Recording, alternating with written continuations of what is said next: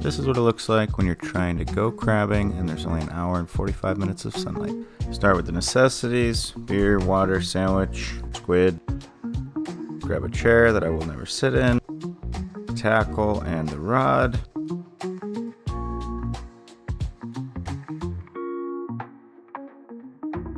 Pack it all up in a trusty Harry Potter bag.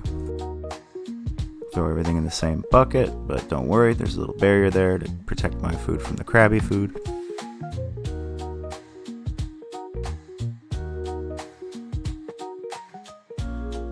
Simply edit out the part where you struggled with the buckle on the front for say 10 minutes. Lock the door and you're at the beach. Marvel at the beauty every single time.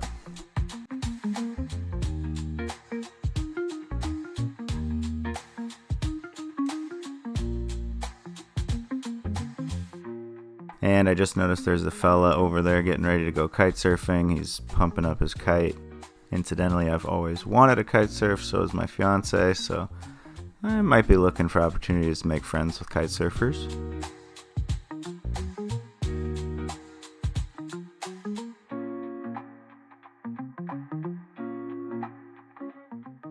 And not bad. The sun is still up. It's our first cast of the day, but the sun is still up.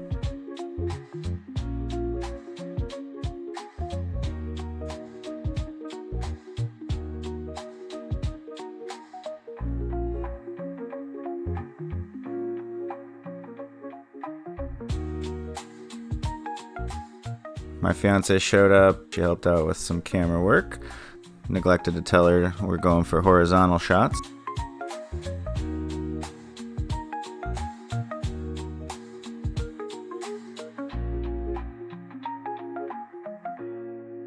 Almost lost my hat, and then I looked up and saw someone lost their kiteboard. So I don't know if this is the universe providing an introduction or what, but I was not going to miss it. Super nice guy named Hugo. Turns out to be my neighbor. And I'll definitely be taking him up on his offer to teach me how to kite surf.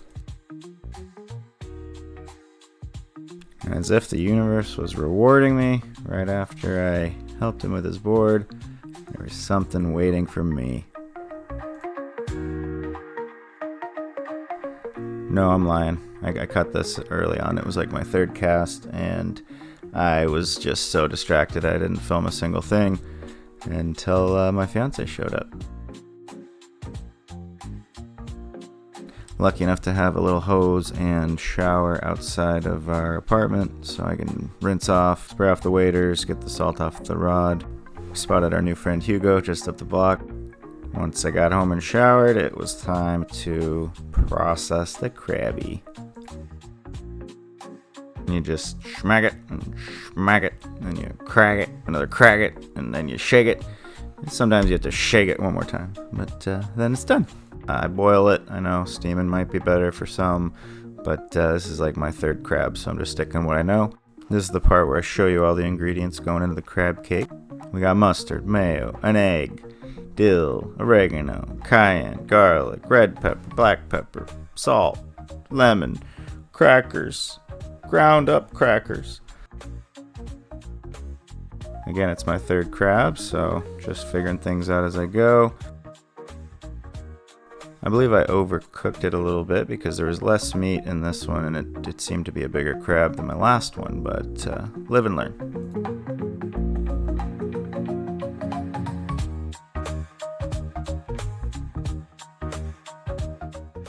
Always got to give her a little taste. Oh yes, it was perfect. Crab goes in, and then it's just a gentle mixing. Finally, we add up the cracker crumbs, and then we'll remember the egg we forgot at the start of the recipe. Whisk it into the side here, and then we'll start incorporating it into the rest. Remember you have a little bit of green onion in the fridge, and toss that in there too. Get a nice chunk of butter in there. Get it nice and hot. Probably could have been hotter when I put the crab in.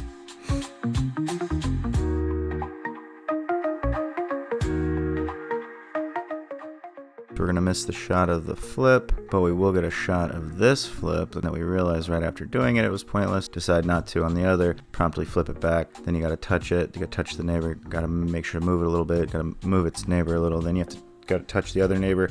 Go back to touch the original one. Touch that last one. You have to make sure to touch them a lot.